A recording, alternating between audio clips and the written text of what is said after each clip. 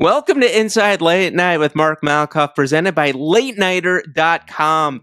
Today's guest is comedian Fred Stoller. He talks about his Johnny Carson appearance, his Letterman appearance, so much more. Be sure to check out the entire episode on Late Nighter's YouTube channel.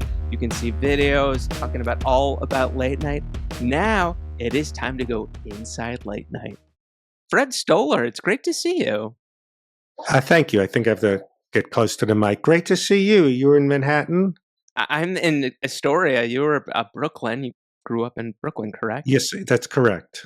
So now you're in Los Angeles. You just moved recently. I was at your old place, but where did you move? Where are you now?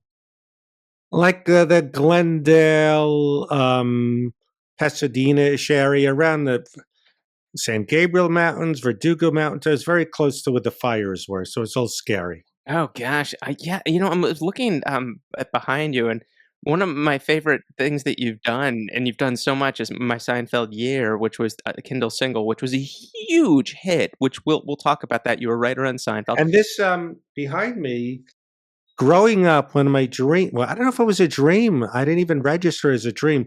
I don't know if they have it anymore, reading TV Guide and circling the guest stars on it. So someone made a thing when I finally made it into TV Guide. So I just loved reading TV Guide every week. Oh, it was an event. It was a really huge deal. I've talked to the people that were on my Carson podcast that would go through with the highlighter, and Johnny Yes. Carson. You did Johnny's show. We'll talk about that. But Johnny would go through, and Carson's favorite was highlighting the worst stuff in television. He was always like, "What if it's not bad enough?"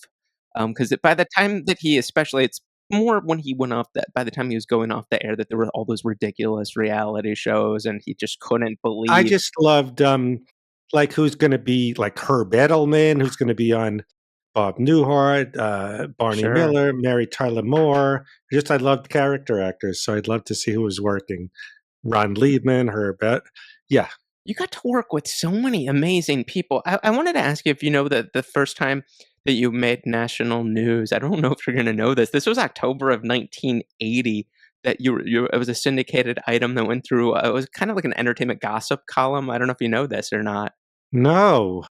You were linked to a certain person. This is from 1980. Oh, is it in the Nantucket News? No, this was in all these different states. This was the headline was "Daughter's Choice Pleases Comics. Comedians Ann Mara and Jerry Stiller approve of daughter Amy's first real beau." He's a stand-up comic named Fred Stoller, who recently made his debut at Rodney Dangerfield's in New York. Wow, yes. Amy Stiller, Stiller and Mira's daughter, I dated her in 1980. So, yeah, I got to, go to their house in Nantucket and came up with a bit that Ann Mira said to me that my mother said, "Don't open the refrigerator door unless you know what you want." How? What am I supposed to look through a door in the rubber? Is there a menu? So she was Ann Mira. And I remember the first time I met Jerry Stiller, I had just bunked my head on something and he claimed to be a healer. So put his hands over my head. And so, yes, there's other stories besides that. Maybe that'll be my next Kindle single called "You'll Never Work for Ben Stiller." I don't know. You never know. I've worked for a lot of people except Ben Stiller. It's why I'm just kidding. Rooting against the Knicks. I'm just being ridiculous. Believe it's like every sitcom from Seinfeld to Friends to Everybody Loves Raymond to Modern Family. I kind of stopped with the new wave of Office, Parks and Recreation, where you kind of UCB brooding, talk to the camera. So actually, the last multi-camera I did was I didn't put it together. He's your brother for a show called Side Hustle on Nickelodeon. They loved it. They thought you were so funny. My brother Dave created the show, and he called me and he said, "We have Fred," and they loved it. You have a picture on your Instagram with him, and he was telling me, and then we talked about this there was a professional wrestler who was on Yes. that episode, and he was a huge fan of yours. And this guy has Well, he was a Seinfeld fan. following. It was Big E, right? From New Day, the new. I think that's the what he's from the WWE. I think that's his I character. don't follow that, but his name. It's Oh Big my, how E. did I forget his name? Great guy. Yeah, but Uh, you sent him a script. He couldn't have been more excited. yes, I He had a, signed him. He yeah. had an accident, and I'm glad he's okay. I felt bad. Broke his neck, but he's okay, except I think he can't wrestle, but it could have been worse. So I really bonded with him. Yes. You've had all these amazing experiences, and luck, some things not the greatest breaks. And you think like you're going to be doing Letterman, it's going to be, it's such an exciting time. And but the time that you do Letterman, it's the day that the Challenger explodes, and you would think that they would have canceled Joan Rivers guest hosting for Johnny at 11:30, but they had her do it. It was a different time. Yes, it's very weird. They went on with it, but I think with the scrolls and all day coverage of an event, it wasn't really that time. This was 1986, I think. Yes. But yes, it was just really weird.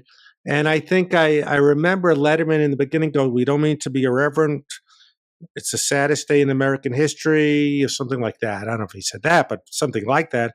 "We're going to do a show anyway." And then here's Fred Stoller for comedy. It wasn't conducive. And all the other guests had canceled. They didn't want to do a show that day. But when they say you want to do it, you run over, you got to do it. Oh, speaking of sorry not to interrupt, and I go, bummer, it won't be in TV Guide, because when they call you last minute, used to think about things like that as a comic or performer. Will I be in TV Guide? And I go, oh, this one they won't rerun it. You think of things like that. Yeah, no residuals, but it was you and Dr. Ruth. You do the show, and then you were in Montreal doing the comedy festival, which is, I mean, it was such a huge deal. It still is a big deal. And is that when Jim McCauley from The Tonight Show from Johnny Carson saw you perform? And you got Carson in 1989. You really do your stuff good. He may have known about me, but I kind of maybe it helped solidify that. Oh yeah, he should be on, which is another not bad break, but it was a weird episode. I think I must have talked about it because I did your show about Carson, but it was this weird. The other guests were yodelers, and they just did a break where Doc Severinsen played. It was like, let's just gotta have Doc play some jazz riff or something. So it wasn't rerun. It was no real guests. So it was odd. Yes. You got the okay from Johnny, but it is one of those things where it's like a lot of tourists, they want to see famous people, and it was the yodelers, Muggsy, I forget his name, Braun maybe, and yourself, but you did get the okay. But backstage, this is so strange to think about because I mean, the main thing is you just want to be relaxed, but you had this manager who, for whatever Hey, reason, where did you do this research? Wow, you.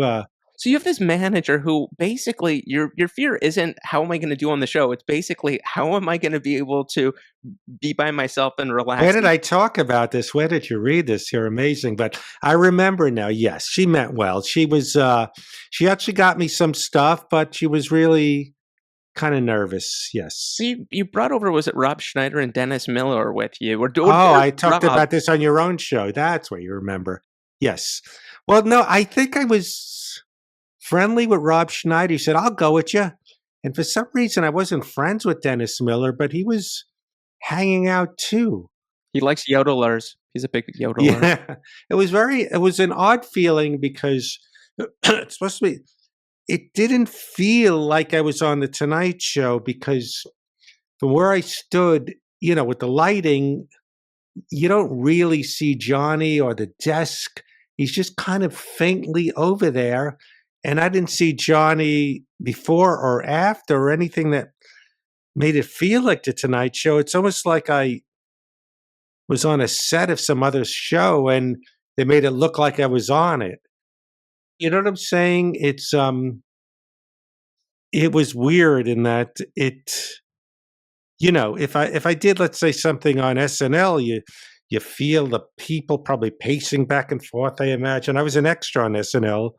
I remember Dick Ebersol, like I was standing there, was stormed by, pushed me out of the way, like threw me against the wall, like, who's this moron? Get out of my way. I'm walking. So you feel, I saw Bill Murray uh, pacing, going, what is this? He made some snide comment like SNL when they had Gene Domanian, it was like, because what is this? The SNL blah blah blah. So you feel the magic. You're on SNL, even if I was just an extra twice, but you didn't feel that thing about the Tonight Show. Yes, You got that okay from Johnny. And getting back yes, to Saturday Night Live, this is 1981, George Kennedy hosting with Miles Davis music, and then Bill Murray and music as the Spinners. Did you know Eddie Murphy from stand up at that point? yes. Well, I think I did extra twice. One was George Kennedy, and maybe the other one. What was it? Bill Murray You hosting? mentioned Murray. You just said that you saw Murray pacing, so that's what it It had to said. be here, unless he was just hanging out. Yes, I remember. I did it twice. George Kennedy, definitely. I was in some bid about Studio 54. I was online. And I remember I knew Eddie actually like just a few months before he got SNL. I worked with him in Fort Lauderdale, Florida in the comic strip. And I don't claim I helped him get SNL. He would have got it anyway. But I said, they're looking for a black guy because Charlie Barnett, who passed away, was cast. He was a street performer, but he got let go because he sadly was illiterate, couldn't read cue cards. So I said they let him go, but they would have found Eddie. I don't mean, oh, he owes me. No, no, no. He knew me. So I remember he was like a bit about Santa where he was like being Santa and put money in the charity thing. And I remember I put money and he went only loud enough for me to hear Freddie, because I did used to do a bit. My mother calling me went Freddie, like it was some fun right on SNL. I mean, just for me. I've talked to people that knew Eddie Murphy before he got Saturday Night Live, and he would tell people, "I'm gonna be famous in less than a year." Yeah, He would yeah. say things like that, and it was unbelievable. I mean, manifested, whatever you wanna call it, but I've heard him talk about this before, that he just knew he was gonna be famous. He only has ever auditioned once for anything, and that was when he Wow. auditioned for SNL on the 17th floor. Was he like that, just completely confident? I mean, when you worked with him, you kind of knew, or at least he. Well, pretty much, but it wasn't impossible. But yeah, he was very confident. It's weird when you're. I must have been only 22 at the time when he got it, or maybe 23. But I it's not, you're naive where you don't really process. You know, like, oh, I knew Adam Sandler was going to be a star because I had this naive mindset. Like, I thought the big deals were, and this is contradictory to other comedy clubs where the big deals at the New York clubs were the MCs in the 80s. They decided who was going to go on, like Catch, Richard Belzer, eventually Bill Maher. In New York, it was Jimmy Brogan, who I'm sure you know, Yes. Robert Wall, this guy Barry Diamond. They would like the big deals with the regulars, a guy Glenn Hirsch, who did, so you have the mindset of just the club mentality. At least I did. Yeah, I mean, you got to work with so many amazing people. Um, I was gonna ask about the Young Comedian special because it was such a huge deal back in the day, and Dennis Miller hosted this one, and you wrote in 2017 it's another um, uh, a single, a Kindle single, which was 5 Minutes to Kill: How the HBO Young Comedian special changed the lives of 1989's funniest comics. And it was you and David Spade, Rob Schneider, Jan Karam. I tried to get Jan on the Carson podcast. Stephanie Hodge, Warren. No, no, it wasn't Stephanie Hodge. It was Warren Thomas and Drake Sather. Oh, Drake. I don't know why I said Stephanie. Okay, so Drake, say there, who unfortunately committed. And Warren Thomas is no longer with us. Yeah, unfortunately, yeah, Drake Sather had some issues and unfortunately took his life. But an amazing group of people. What was this like? The pressure, and again, it's like you have 5 minutes, and this was, I mean, in terms of the industry at the time, this was the biggest showcase. Yeah, this was before obviously Netflix, YouTube, everything. It was probably even the infancy of Comedy Central. And funny, when I was in New York, I auditioned for Rodney Dangerfield at Dangerfield's because he used to present the young comedians. And yeah, it was a big deal. And I remember I learned something. I remember I auditioned for him and I thought I had a good set. I go, "What do you think?" He goes, "You're too low key, okay?" And Norm always loved Norm Macdonald when I used to tell the Rodney thing. When he saw me in Fort Lauderdale with Eddie Murphy, he came in, he goes, "You take too many liberties, you know?" And so I remember I said to a comedian, I said, "Oh, I just auditioned. I thought I did good." Rodney said, "I'm too low key." He goes, that's a euphemism for no. Anytime they give you a reason, it just means no. And it really was helpful because reason schmeezin, you know, you just, they want you or not. So it was something that was on my radar. You know, things like that, even things like, they had a thing with, was it Robert Townsend or where he had something where they had like four black guys and Barry Sobel, and he did good from that. So something like that. So yes, so it was very harrowing. Where you know you have 5 minutes, and then what joke should I do? This that and they did two shows that night. So I remember. Yeah, and it was and ours was in LA. So industry crowds don't laugh as much. They're kind of jaded. So it wasn't as uproarious. I remember David Bowie was backstage. He was in the crowd. Your IMDb credits, I mean, it's just, I mean, it's like seems like at least Well, 100. it sounds like I'm very rich because I always say, and I wrote the book called "Maybe We'll Have You Back" because I was always a guest, never a regular, so I never hit the home run. So it sounds great, and it's a lot better than what I thought I'd be when I grew up. But I was, you're on eggshells because you can't mess up, you can't flub, you got to score with every line. And you know, the regulars are talking about their summer houses, that what they're going to wear to the Emmys, and their raises. So it still was never a relaxed position, even though I was getting credits.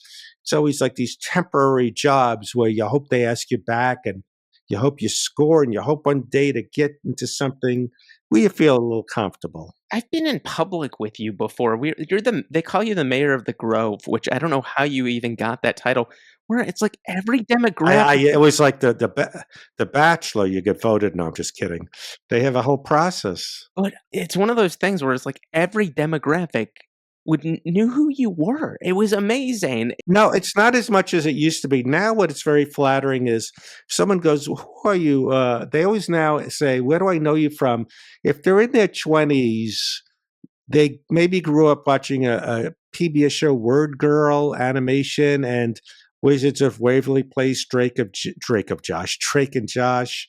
So that's for, you know, when I first started doing well, like your brother's show, I poo-pooed it. Oh, it's not network money, and it's. But now, as I got older, I really appreciate when those kids grow up being part of their childhood.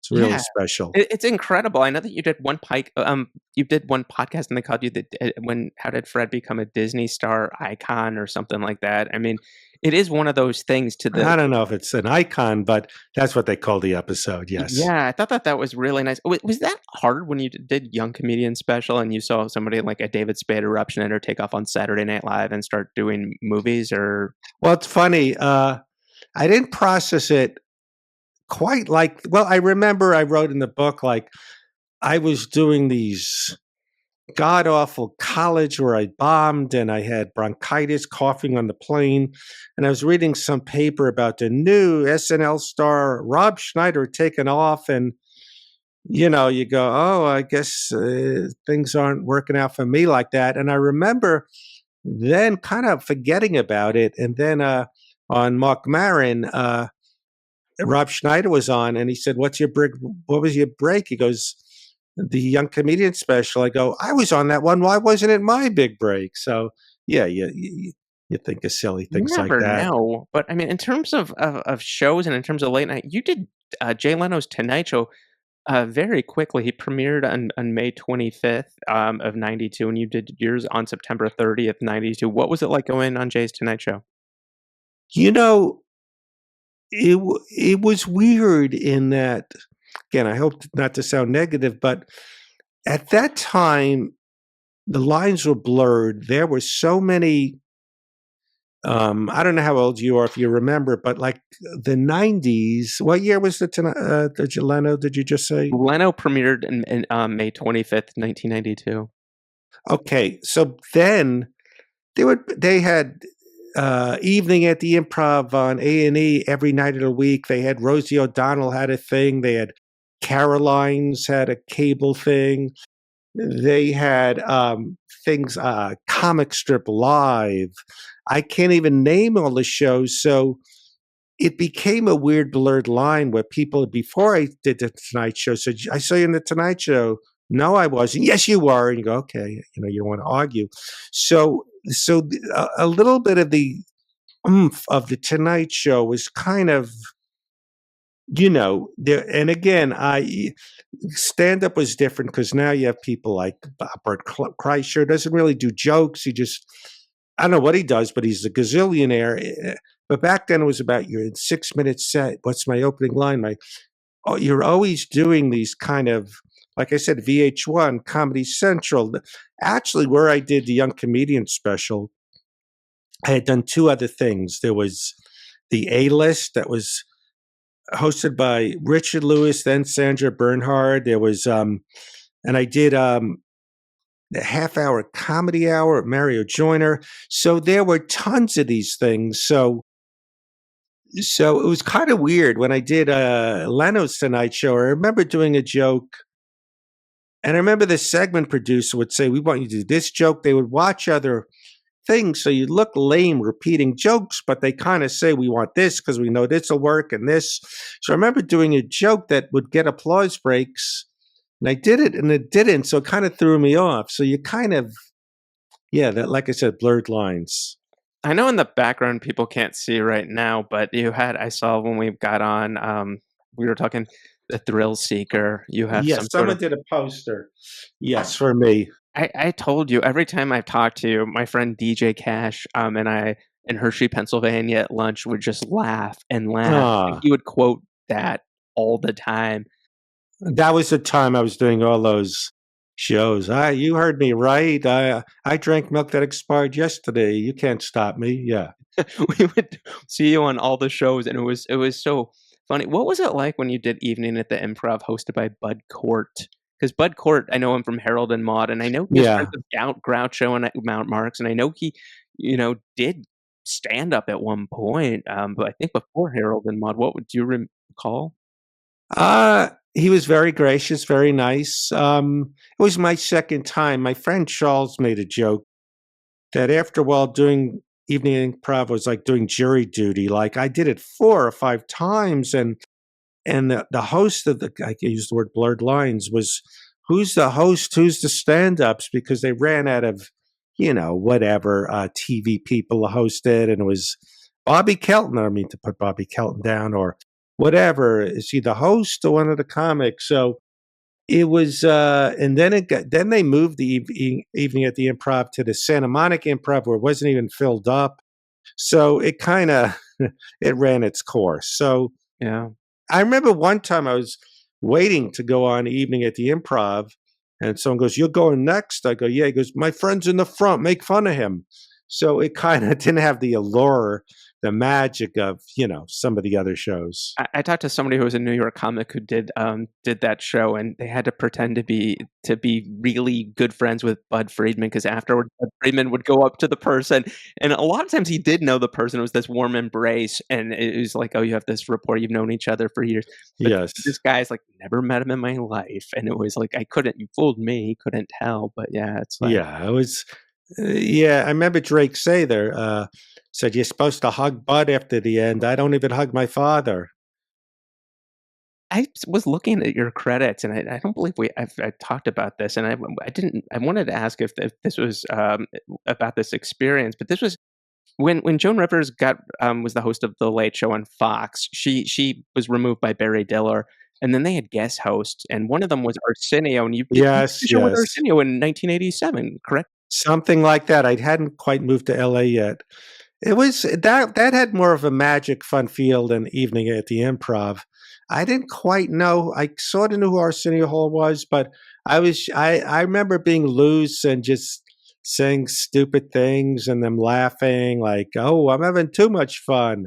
Yeah, I don't know, but it was uh it was fun. Yeah. You have all these people that are guests, like Little Richard, I think, was on that night, and you never know who's gonna be on. Would you go backstage and say hi to some of the other guests and get photos or just introduce No, we yourself? didn't have we didn't have photos. I don't have a lot of older pictures because we didn't have phones and all those cameras.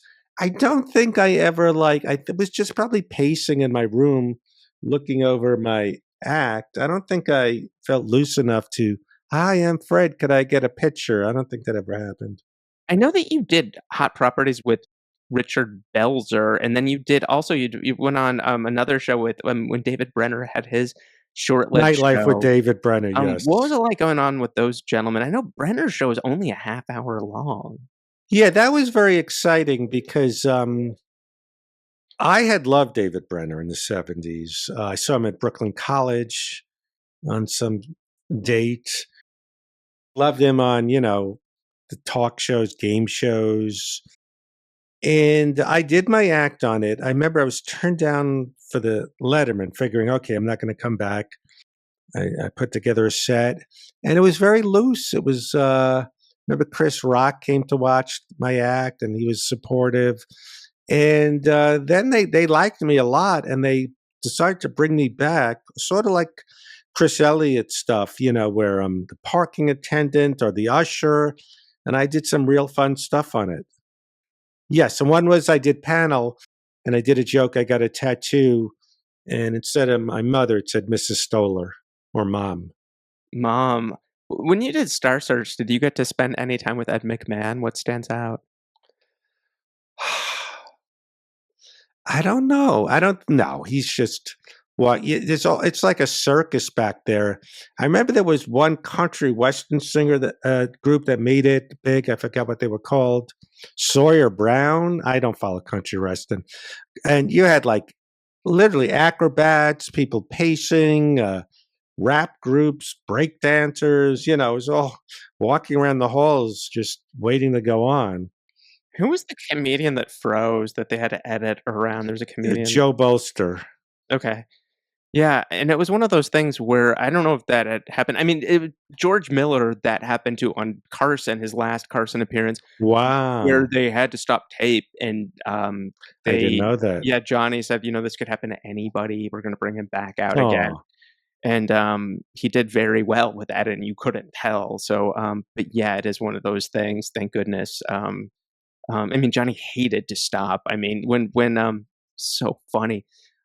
When Robert Goulet forgot the words to memories, and the Johnny, he's like, "Can we stop?" And he's like, "No, we're gonna keep going." And it was wonderful. And like the audience loved Goulet because it was this famous. well, that's a joke. Memories he couldn't remember. Yes, exactly. That's exactly right. I loved when you wrote my Seinfeld year. You were a writer at the show, and then you were on the show, but it was such a just such an because I mean I think as sitcoms go, it's probably one of the probably maybe the most beloved sitcom of all time. But you being there, but it was a really intimidating place, and it wasn't like you were this was your dream or anything. Larry David encouraged you to submit, and it just kind of happened. And you're with all these heavyweights, and you just the entire time were just struggling. Correct?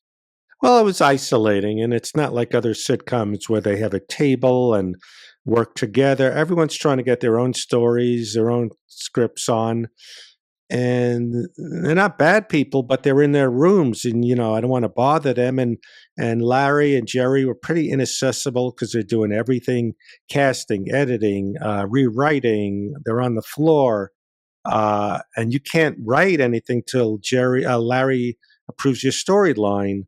So I don't know if I learned much because I really wasn't part of the process, even my own script, how they rewrote it or what the mindset was. So an experience glad I had, just to have an office at Seinfeld and be on set and stuff. But it was kind of like, I don't think I fit in here. It was like a Seinfeld episode. You go in and you want to pitch, and then they just start making fun of you, the two of them. Correct? I They would mean, look at me like a freak, like, why do you? How do you buy a shirt? I can't picture. How do you function? What's the process? How do you? Can't picture someone like you buying a shirt. They would just look at me like some weirdo. Like Jay would say, "You always hit the same mark. What are you doing?" I don't know, but yeah, they listened, but they kind of looked at me like this is a weirdo. did it help your sales for My Seinfeld Year when you were sued by Kenny Kramer? This was the real Kramer, and this was big news. It was national news, and I know that it was dropped. You went to court, and you Yeah, asked. they threw it out. Well, let me just say two things. First of all, if this was done today, he wouldn't have done it because he sued in LA and New York, and they have now in New York more of something called an anti-slap law, which they have in LA, and meaning if you could show, which is easy to show how frivolous this is, it's free speech. He'd get in trouble, meaning he'd have to pay the expenses. So they didn't have it, but it's just a farce. This guy is famous. He's been on Judge Judy. He sues a lot of people. It's kind of it's very.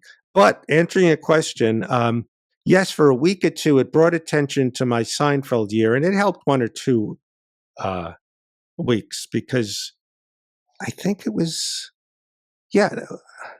I think so, yes. But it's something I wouldn't ask for, or it was just a little ridiculous. So it was just sort of like, no. And they threw it out because it's frivolous. They did throw it out and Oh, made yes. And big then he news. tried to appeal based on he had bad representation that his lawyer never saw Seinfeld, which doesn't work that way. I can't sue you because you have a book in the background that's anti-Semitic. I'm making up nonsense, and this is frivolous. And then, oh, I'm appealing because my lawyer wasn't good.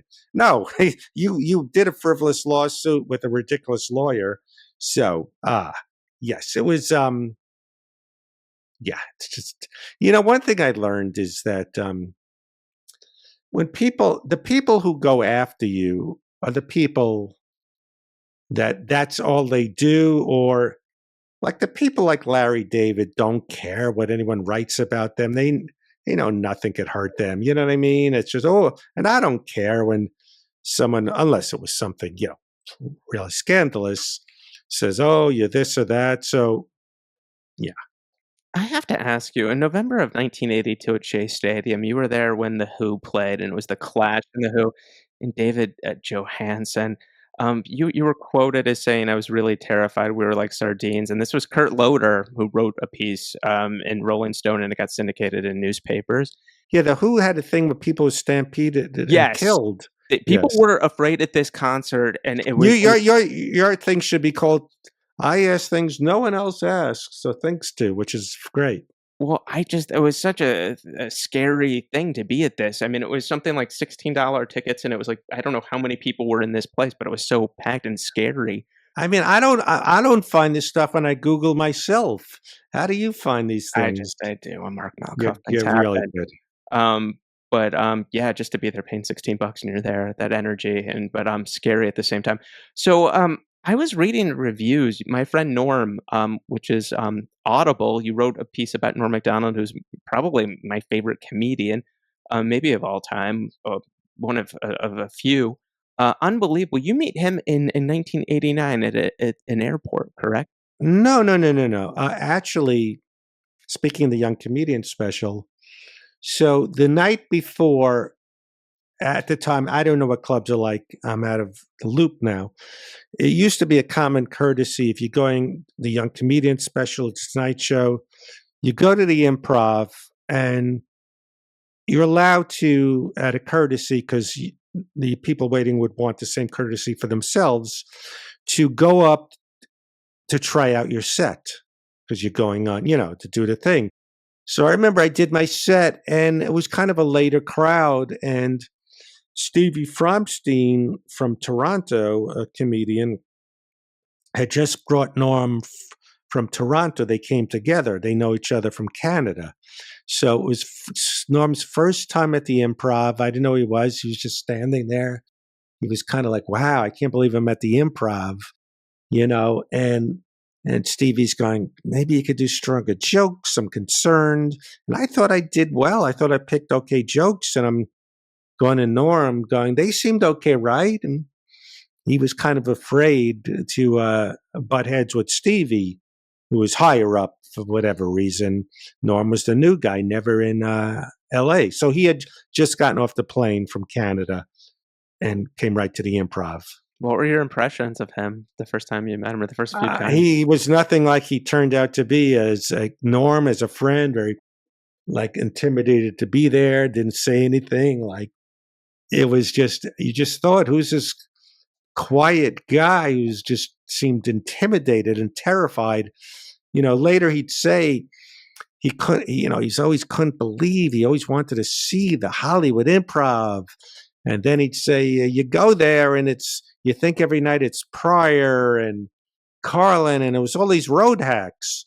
But so my first impression was nothing like he turned out to be, like funny, a ball buster, just always just how he was on talk shows, just being kind of like the famous thing with what's it called? Chairman of the board, like Yes. interrupting and taking over. Yeah. That's how kind of he was off stage. And what are you doing there, Freddie? Could you believe this guy? And so my impression is nothing what he turned out to be. How did your relationship with him progress? Uh, well, it was, we hung out sometimes. Then he got, we know, just at the clubs. And then he got SNL and he called once or twice. And then when he got let go, we had this weird relationship, is what the book is about, the Kindle, the Audible, my friend Norm, just processing this weird relationship where, oh, we'd hang out and play tennis and trivia and watch TV and movies. And it was contentious. Like he was a bully in his ball busting way, like try to break me down playing tennis, taunt me. And he just was a shit stirrer and liked to, just cause stuff like, look, embarrass me. Look, Freddie's hitting on a girl. You have no shot with her. Or just, oh, you're losing, in tennis. So just we played with Artie Lang tennis where he was taunting Artie and he was mad. Artie, a fat guy, was beating him at tennis. And so it got a little dramatic and, you know, uh, argumentative, but he was like even though I was older, my annoying, ball busting older brother, just because he was in a higher power position. But it was weird where we'd hang out and you couldn't do anything in moderation. We were young. We'd play tennis sometimes 4 hours, or I couldn't go home. Let's play another Milbournes or card game, or let's watch one more movie, with Laurie Joe, his best friend, and her place. And then I wouldn't see him sometimes for months, sometimes years. He just disappeared, and then he'd come by, hang out like no time had passed. So it was weird, and it was very. I didn't. That's why I wrote the book, the Audible, processing this weird friendship. Which the last I hung out with him is I toured with him for almost a year as his opening act. Where at first it was great, and then it was kind of, oh, I don't need to do this anymore. So that's why, yeah. The book, I don't know if you've listened to it or no apologies if you didn't. It wasn't a tell-all. He's a jerk. It was more a story of, for me, what now? Like I was even 8, 9 years ago, like where I'm at my midlife crisis. I've been at a midlife crisis for 20 years. That's what showbiz is. One of them after another. But what now? I don't seem to be working like I used to. Oh, I have this opportunity open for Norm. Maybe he won't be like he used to because he respects me more. And then just what it was like touring with him when I had quit stand up, but thought, oh, this will be a fun thing to do. I'm just doing with Norm, and there were a lot of laughs, and just so it's more not, oh, a scandalous tell all. It's more like a chapter in my life, like after having quit stand up for many years, coming back and stuff like that. You had no inkling he was sick, correct? Not really. So, like I mentioned in the Audible, maybe I did, but I didn't process it because we'd walk around San Diego. We would just walk the city. And so it's not like he didn't have energy, and he would do sometimes 2 hour sets. So I didn't think, oh, he has cancer, because you don't associate that stuff with it. But there were signs, other signs, like sometimes he would nod off just where he'd be in the hotel room after. Or there was one time when we were in New York, and he had a big, like, I have my medicine like a week at a glance. He had a whole month. He was nervous there wasn't a safe. Hold these for me. Keep them safe. I'm nervous there's no, safe. And I took a quick look, and it was 30 of these every day of the week, had like 15 pills, it seemed. So again, I I kind of knew something's kind of not right. There was like when we were in where was it? Not Phoenix, Portland. Weed's legal, so I went to a dispensary, and he kept smoking. He goes, "I need more weed because my hands hurt because I'm diabetic." I said, "Norm, I'm no doctor, but you don't have diabetes," because he'd have 2 milkshakes in a row, or he'd have a bunch of root beer. I go, "You would have a seizure." So yes, so that's the long-winded question where I didn't think it was that extent but I knew he was taking medicine, and there were other signs. Like twice I introduced him after doing my set, and he didn't come out for about 10 minutes. So I thought maybe stomach issues, but who knows? Maybe he was throwing up. So yeah. Wow. So complicated relationship with him. So you went on the Norm show on ABC. You played William. When you go on these shows, you don't have to audition, do you? I mean, they know you. Actually, sometimes I did have to, and sometimes I don't have to in those days. Your brother, thankfully, I didn't have to. Norm, I auditioned for, and then he goes, "Why'd they make you audition? I told them to have you." So I still had to audition. So, but I had a lot of fun, yes. When you were doing more of the clubs back in the day, one or two of the strongest sets you ever saw a comedian do in a club? Who were they? Without a doubt, Gilbert Gottfried. Before you can't, I'm from an era in Gilbert too where I started in 78. We didn't have video cameras where some of my strongest sets on Gilbert's you couldn't see. Gilbert was a genius, but and many people loved him, rightfully so, but they never really saw.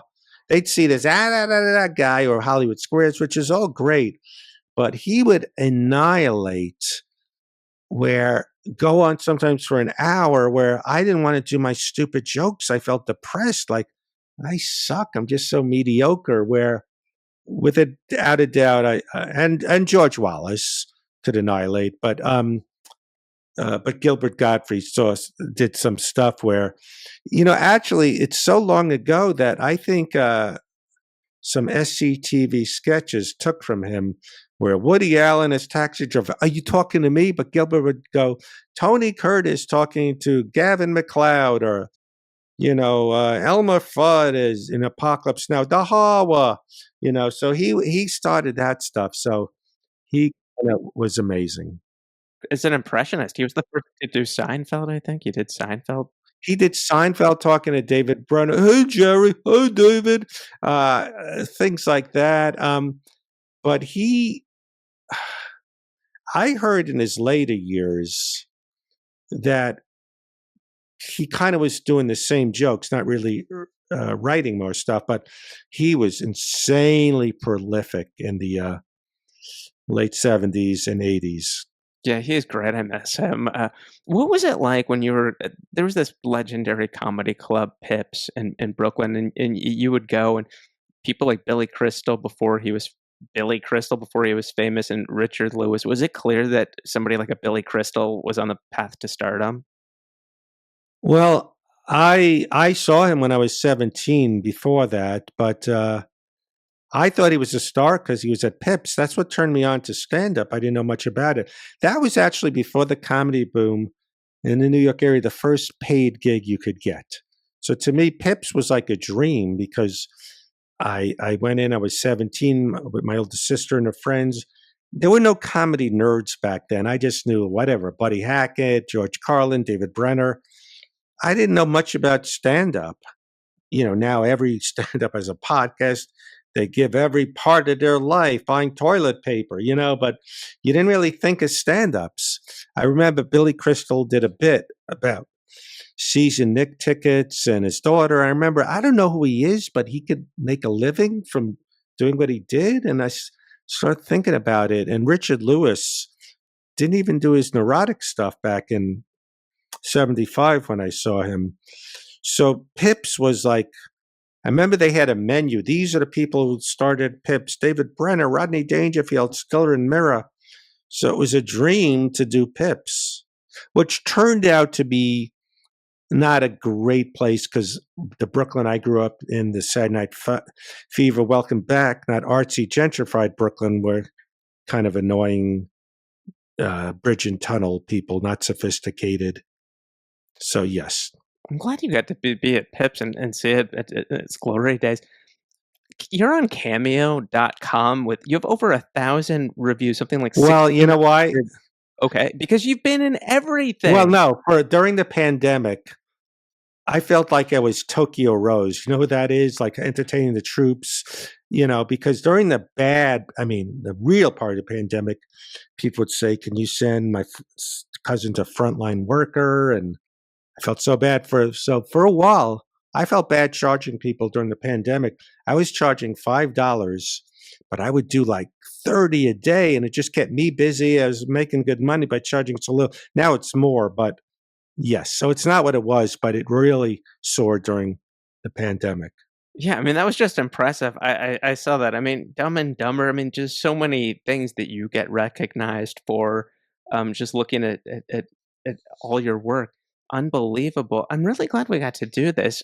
The last time, well, not the last time, but I remember when we recorded the Carson podcast, you had just been on the phone with your mom, and your mom said, "What do you possibly have to contribute about Johnny Carson?" or something to that effect. And like, this is where I get I my low thought that's self-esteem. It's like, "What do you yes. contribute?" It's like, "You were on Carson. It was a big deal." Yeah, sadly, I'm getting better at not negating things because just don't want to blame my mother. But everything that's jokes. Like it's not a joke. I, as a teenager, wanted to get a part-time job at Burger King. She goes, "Yeah, they're waiting for you." Like dream, like That was an impossibility that I'd get a job at Burger How King. how long did it take her to, say that she was proud of you and that you Well, acknowledge the fact that you, in this very tough business, succeeded wildly? it's hard to say because she just had the mindset of, my negative mindset. I'm not a regular. Like, all right, I did a Raymond, but then I won't be back, for a year or two. So her mindset is she'd call me up. What do you do during the day? Why are you home? What's wrong with you? And I'm this weirdo that, has always been a bachelor, not conventional. What's wrong? Why'd you get a cat and not a girlfriend? There's something wrong with Freddie. So she just would go for the negative, like one of my dreams was when I was on Handy Manny, a preschool show. I don't have it around here. A talking toy that says what I say when you press it. And she's always negative. How much did you get for it?